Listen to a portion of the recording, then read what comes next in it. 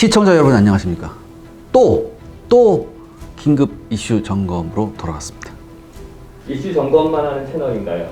죄송합니다. 이게 그 무기고도 하고 극세사도 하고 밀폭도 해야 하는데 요즘 국내외에 밀리터리 이슈가 아주 본물이 터졌습니다. 얼마 전에 이제 잭팟이 우리가 터졌죠. 방산 부분에서. 이번 그 폴란드 방산 수출 대박은요. 초대형 이슈입니다. 그리고 이를 진단해달라는 시청자 여러분들의 요구도 굉장히 많았었어요. 근데 제가 그냥 뉴스가 나오자마자 뭐 이렇게 하는 것보다 좀 다각도로 좀 분석도 하고 여기저기도 좀 주워 듣고 해야지 돼서 하루 이틀 좀 시간이 걸리긴 했는데요. 이슈 긴급 편성으로 우리나라 방산 수출의 쾌거 폴란드의 한국 무기 체계 도입을 한번 자세하게 알아보는 그런 시간을 갖기로 했습니다.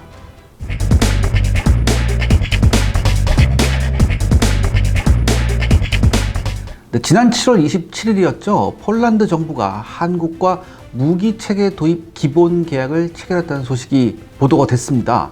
이날 폴란드 국방부는요, FA-50 경공격기 개량형 48대, K2 전차 980대, 그다음에 K9 자주포 648대를 도입하는 기본 계약을 한국과 체결했다고 발표했습니다. 그래서 폴란드 정부가 밝힌 도입 계약 규모는 총 148억 달러, 우리나라 돈으로 19조 4천억 원, 거의 한 20조에 가까운 돈이에요.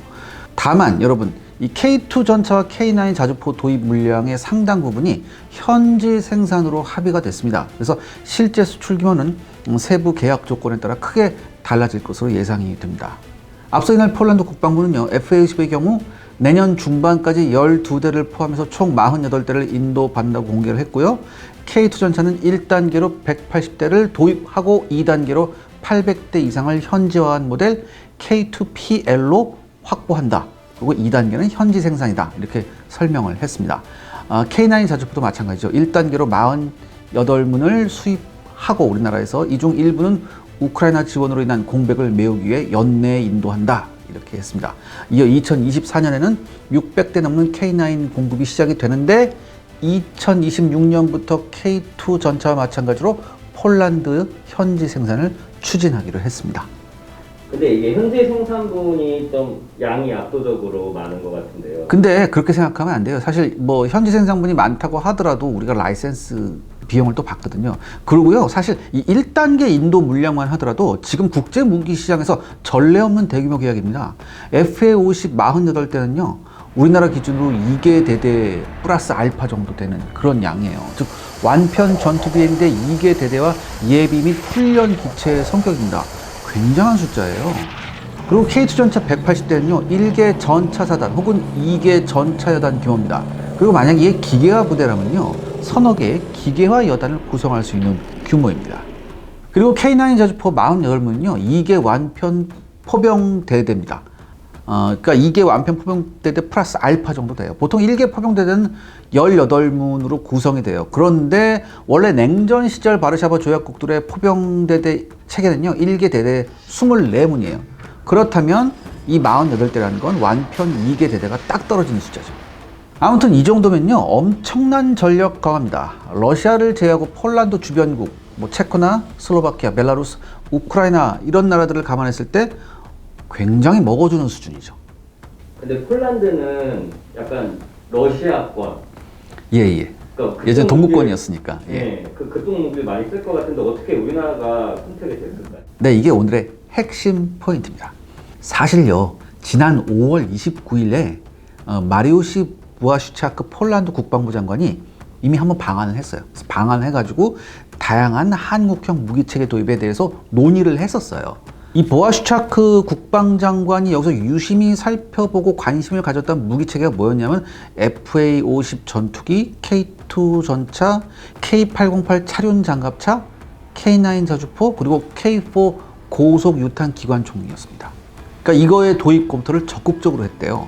그리고요, 러시아 우크라이나 전쟁으로요, 폴란드는 우크라이나에 T-72 계열 전차 240대 이상을 원조했다고 합니다. 그러니까 그대로 간 것도 있고 일부는 부품용으로 간 것도 있대요. 그리고 또 여기 이 폴란드가 크라프 자주포라고 갖고 있거든요. 이 크라프 자주포까지 상당량을 우크라이나에 원조와 판매를 했습니다. 당연히 그렇게 되면 폴란드군에 필요한 자주포와 전차를 신규 도입해야 하는 상황이죠. 사실 폴란드 국방장관이 방한하기 이전부터 한국과 폴란드 사이에 K2 전차 수출 관련 논의가 본격적으로 진행이 되고 있었어요. 그래서 이 진행 상황이요, 2022년 2월 7일 방위사업청이 공개한 폴란드 K2 전차 수출 관련 공무 국외 출장 결과 보고서라는 문건을 통해서 공개가 되었죠. 이때부터 군불이 슬슬 떼지기 시작했어요. 그리고 여러분 생각해 보세요. 2020년 2월 7일이면 러시아 우크라이나 전쟁이 발발하기 직전의 상황입니다. 그리고 결국 이번에 계약이 성사된 거였죠. 이번에 발표된 게 FA50, 뭐 K9, 뭐 K6 이런 전차들도 있고 한데 네. 이런 것들이 선택된 이유가 있을까요? 일단 FA50부터 살펴보겠습니다. 폴란드는요, 러시아제 미그 29 28개하고 미국의 F-16 블록 52 플러스 기종 48개를 주력 전투기로 보유하고 있었어요. 근데 러시아 우크라이나 전쟁을 통해서 미그 29를 서방제 전투기로 전면 교체하기로 결정합니다. 근데 이 폴란드는요, 사실 그 러시아제 구형 기체를 운용하다가 우리처럼 아픈 경험이 있어요. 우리 F5 사고 나고 그랬잖아요, 얼마 전에. 이쪽 폴란드도 마찬가지예요. 사고로 파일럿을 여러 명 잃었어요. 그렇기 때문에 더 이상 러시아제 구형 항공기를 믿을 수 없다고 얘기했죠, 폴란드 정부가. 그래서 이런 이유로 보유하고 있던 28개의 미그 29는 이렇게 저렇게 우크라이나로 흘러들어왔을 것으로 추측이 되어집니다. 아마 100% 흘러갔겠죠. 그러니까 통째로 넘어가기보다는 분해해서 부품 형태로 지원된 것 같아요. 그리고 이제 F-16에 굉장히 만족하고 있었어요, 폴란드가. 그래서 폴란드는 F-16을 추가 구매하기를 원했는데 이 F-16의 제작사인 로키드 마틴이 사실 그 F-16 신규 생산보다는 이 F-16의 업그레이드를 통해서 굉장히 쏠쏠한 수익을 올렸다고 하더라고요. 그래서 F-16 최신 시리즈 있잖아요, F-16 바이퍼. 이 F-16 바이퍼의 신규 생산보다는 현재 F-16을 보유하고 있는 나라들과 F-16 업그레이드 작업을 훨씬 더 신경 쓰고 있어요. 그래서 신규 기체 생산은 사실 F-35에 집중되어 있는 게 맞습니다. 이렇게 되니까 폴란드는 난감한 상황에 빠졌죠. 그리고 이때 이탈리아가 자국의 M346 고등훈련기 겸 경공격기를 폴란드에 제안을 합니다. 사실 이 M346 마스터, 이 기체는 그동안 국제시장에서 우리 FA-50의 영원한 라이벌이었어요. 번번이 FA-50의 발목을 잡은 기종입니다. 이스라엘, 우즈베키스탄, 그리고 그리스에서 번번이 우리 FA-50이 M346한테 고배를 마셨어요. 그런데요, 폴란드는 우리의 FA-50이 조종사 훈련이나 임무 수행에 있어서 M346보다 시간과 비용을 적게 소모한다고 판단했습니다. 더욱이 FA-50은요, F-16하고 비슷한 기체예요. 아시죠, 여러분들? FA-50은 카이하고 로키드 마틴이 공동 개발한 기체잖아요. 그렇기 때문에 폴란드가 지금 원하는 항전 기반의 F-16 사양의 항공기를 운용하도록 이미 준비가 되어 있는 상태예요, 이 FA-50은. 그러니까 FA-50으로 훈련을 받고 F-16으로 넘어가도 전혀 어색할 게 없는 기체란 말이죠. 그 다음에 나름 경공격기로 우수하고요. 그리고 또 하나, 원래 무기체계라는 것은요, 실전에서 그 가치를 증명해야 하는데 FA-50은 필리핀에서 2016년하고 2017년에 성공적인 실전을 겪었어요. 그래서 그 위상이 한층 높아진 상태였어요. 이런 배경으로 폴란드는 FA-50을 선택을 한 거죠. 그리고요, 이 선택이 틀리지 않았음을 폴란드는 곧 알게 될 겁니다. 그리고 내친 김에 나중에 KF-21도 좀 이렇게 했으면 좋겠네. 그럼 K9 같은 경우는 어떻게 된 거죠? 사실 K9 자주포는 말이 필요 없는 무기체계죠. 현존하는 최신형 자주포 체계 중에서 실전 경험이 풍부하고 가장 가성비가 뛰어난 장비로 국제시장에서 평가를 받고 있습니다. 사실상 자주포계의 탑티어예요. 폴란드군은요, 구형의 체코제 다나 장륜식 자주포 110여 문하고요, 비교적 최근인 2015년부터 양산한 AHS 크라프 자주포 122문을 2024년까지 도입 완료하라고 했어요. 그러니까 앞에 그 다나는 이미 갖고 있고 AHS 크라프는 계속 지금 만들고 있어. 거의 다 만들었어. 거의 다 도입이 됐는데, 그런데 이 크라프 자주포는 뭐냐면은 우리나라 K9 자주포 차체에다가 영국의 AS90 자주포 포탑을 얹은 괴랄한 물건이에요. 그러니까 아무래도 차체 따로 포탑 따로이다 보니까 보급 및 정비에 문제가 많이 발생했고 이것 때문에 폴란드군이 굉장히 골치를 썩였다고 합니다. 그런데요, 러시아 우크라이나 전쟁이 터지고 나서 폴란드는 가지고 있던 78문의 크라프를 우크라이나에 지원합니다.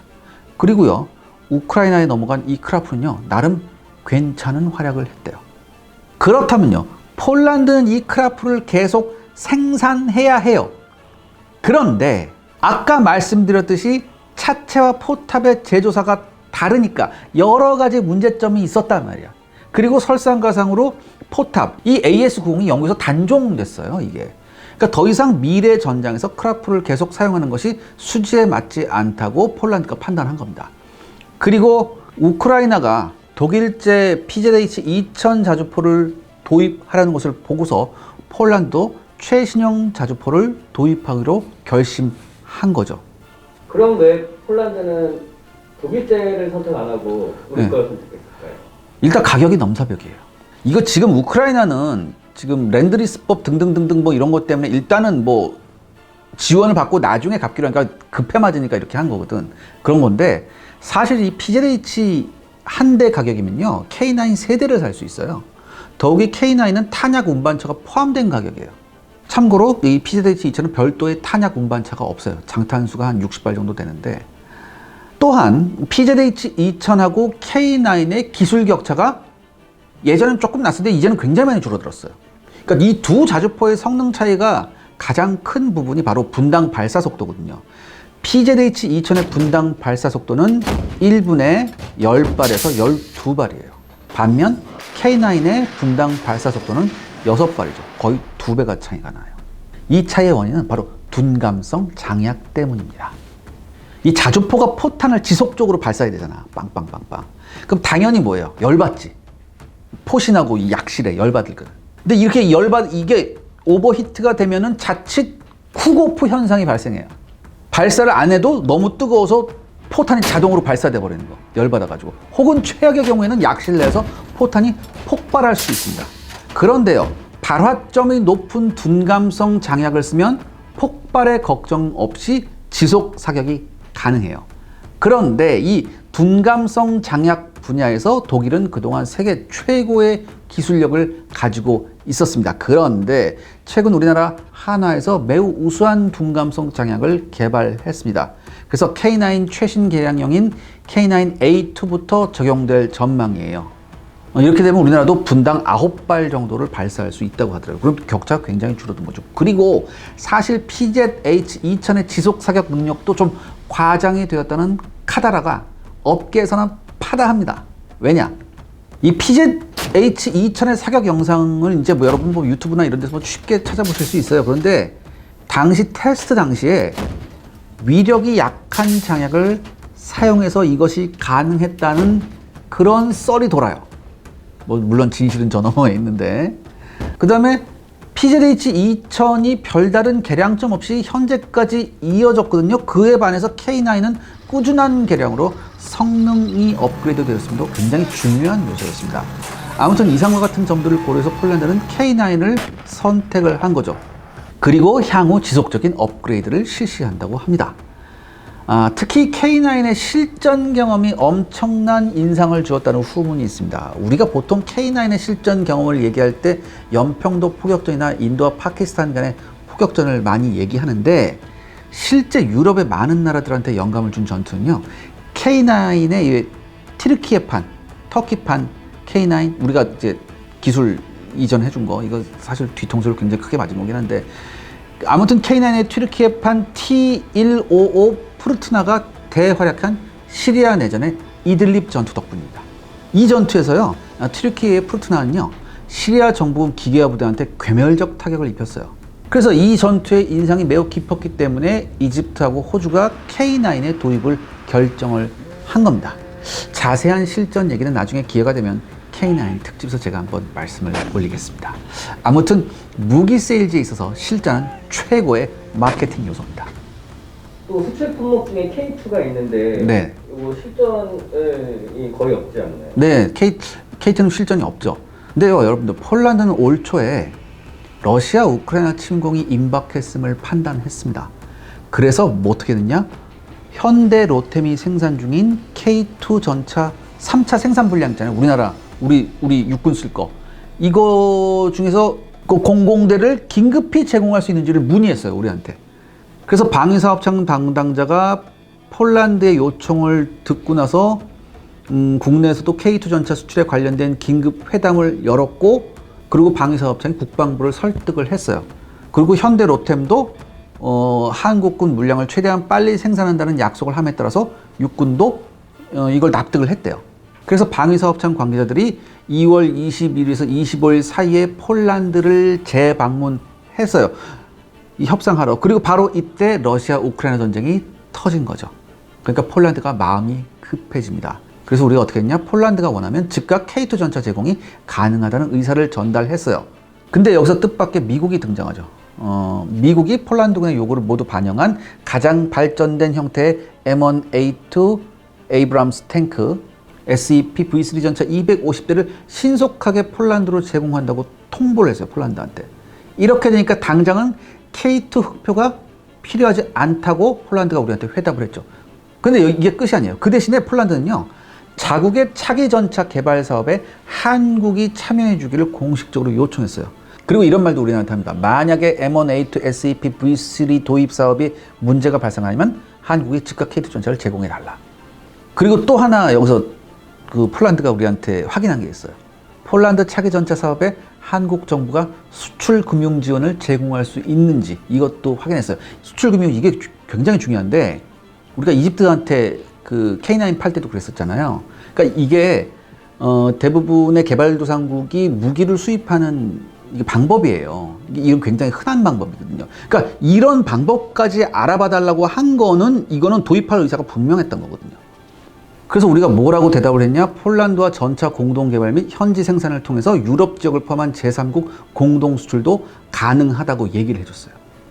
여기서 중요한 게 뭐냐면, 여러분, 미국의 M1A2 SEP 이 물량 있죠? 이 물량은 긴급 소요 물량이잖아요. 지금 폴란드가 가지고 있던 전차를 우크라이나 줬으니까. 그러니까 이건 긴급 소요고, 차기 주력 전차의 우리 K2하고는 이거 별개의 사업이에요. 사실 폴란드 차기 전차 선정 사업의 후보자는요, 우리 K2하고 독일의 레오파드 2였어요. 일부에서는 독일의 신형 전차 KF-51이 후보라고 했지만 확인 결과 KF-51은 후보군에 없었대요. 이 KF-51은 이게 독일제 최신 전차인데 이게 130mm 주포를 가지고 있거든요. 그러니까 당연히 엄청나게 비쌌겠죠. 근데 여기서도 이제 폴란드가 비교를 해보니까 이게 또 가격 차이가 엄청난 거라. 레오파드 2의 최신형의 가격이 약 200억 원이에요. 반면 K2 전차 가격은 110억 원 정도, 거의 절반 수준이죠. 그러니까 가격 차이는 거의 2배인데 기본적인 능력은 별 차이가 없어요. 더욱이 K2 전차는 앞으로도 업그레이드 여유폭이 넓어서 훨씬 매력적이었다는 후문이 들립니다. 그리고 더 중요한 게 뭐냐? 사실 여러분들 우리나라 군 하면 아직도 멀었어 막 이런 얘기 많이 하시는데, 사실 여러분 우리나라 한국군 정도면요 세계 1류급이에요. 사실 탑급이에요. 사실 세계 1류급 수준의 한국군이 채용했다는 것이 큰 강점이었다고 하더라고요. 따라서 K2가 비록 실전 경험이 없었음에도 불구하고 선정이 될 수 있었죠. 초도 180대분은 직도입, 나머지 800여 대는 이제 폴란드 내 생산, 이렇게 제가 아까 말씀드렸죠. 근데 과연 폴란드가 이 무기들의 구매를 할 돈이 있을까요? 네, 이제 폴란드가 좀 아무래도 좀 그런 구매 여력이 있을까 굉장히 의심스럽긴 한데, 일단 폴란드가 처한 지정학적 위치를 볼 필요가 있습니다. 폴란드는요, 러시아하고 나토의 완충지대 역할을 했던 우크라이나가 이 전란에 휩싸이면서 이제는 폴란드가 러시아 위협에 직접적으로 노출되어 있는 그런 상태예요. 그렇기 때문에 놀랍게도 이번 전쟁에서 미국, 영국에 이어 세 번째로 많은 18억 1천만 달러, 즉 2조 3천억 원어치의 무기를 우크라이나에 제공을 합니다. 그리고 폴란드는요, 올 3월에 통과된 국토방위법에 따라서 국방비 지출을 올해 GDP 2.2%에서 내년에는 최소한 3%로 늘린 이후에 5%까지 계속 증액할 계획입니다. 참고로 현재 폴란드는요, 우리나라의 약 3분의 1이 조금 넘는 GDP 수준을 보유하고 있습니다. 그러니까 폴란드 경제 사정을 생각해보면 다소 벅찬 프로젝트일 수 있어요. 그런데요, 그만큼 폴란드의 사정이 급박하다는 얘기입니다. 또 제가 아까 말씀드렸듯이 뭐가 있죠? 금융 지원 프로그램이 있잖아요. 그렇기 때문에 어느 정도 감당할 수 있다고 판단한 거예요. 그러니까 여러분들 국제 무기 시장에서 생돈 내고 사는 경우 거의 없습니다. 특히 개발도상국에 무기를 판매할 때는 판매국의 금융지원은 거의 필수예요. 금융지원 일단 금융지에서 돈 꿔주고 난 다음에 나중에 차차차차 갚는 거예요. 그러니까 이게 굉장히 정상적인 방법이에요. 뭐 일부에서 이게 예전에 뭐 이집트 할 때 이거 뭐 사기 아니냐 뭐 이런 얘기인데 전혀 사기 아닙니다, 여러분. 오해하시면 안 됩니다. 이번에 이 호재 네. 총평을 하자면 국내 방산업계는요, 이번 계획을 유럽 진출 확대의 발판으로 삼겠다는 의지를 드러냈습니다. 그리고 여기서 그칠 것이 아니라 레드백 보병 전투장갑차, 천무 MLRS, 그리고 더 나아가 KF-21 전투기까지 앞으로 유럽 시장에서 국산 무기들의 활약이 매우 기대되는 상황입니다. 이 폴란드를 시작으로요, 연이어 낭보가 올 거라고 전 확신을 해요. 이제 호주도 아마 곧 낭보가 좀 들려올 것 같은데, 특히 우리나라의 이 방산이요, 아시아를 넘어 유럽에까지 무기를 수출했다는데 아주 큰 의미를 두어야 합니다. 그만큼 우리 방산 무기들의 수준이 굉장히 높음과 동시에 가격 경쟁력까지 있다는 사실을 우리는 반드시 기억해야 합니다. 이 기회에 우리나라가 세계 수준의 우수한 무기를 만들고 있다는 점을 부각시킬 필요가 있어요. 전 이렇게 생각합니다. 우리 방산 무기가 반도체만큼 효자 수출품이 될 날도 머지 않았다고. 다만 조금 이제 걱정되는 건 이번에 이제 폴란드 수출을 하면서 우리가 계속 입을 꼭 다물고 있었잖아요. 왜냐하면 이제 우리 이제 러시아하고 관계가 있어. 이거 때문에 대러 관계를 의식해서 좀 우리가 좀 그랬다라고 하는데 뭐 어쩔 수 없지 않습니까? 국제 질서란 냉혹한 거죠. 어쩔 수 없습니다. 아무튼 우리의 방산 무기 앞으로 쭉쭉쭉 뻗어나가서 입도 선매를 할 수 있는 그런 기회가 올 거라고 저는 확신을 합니다.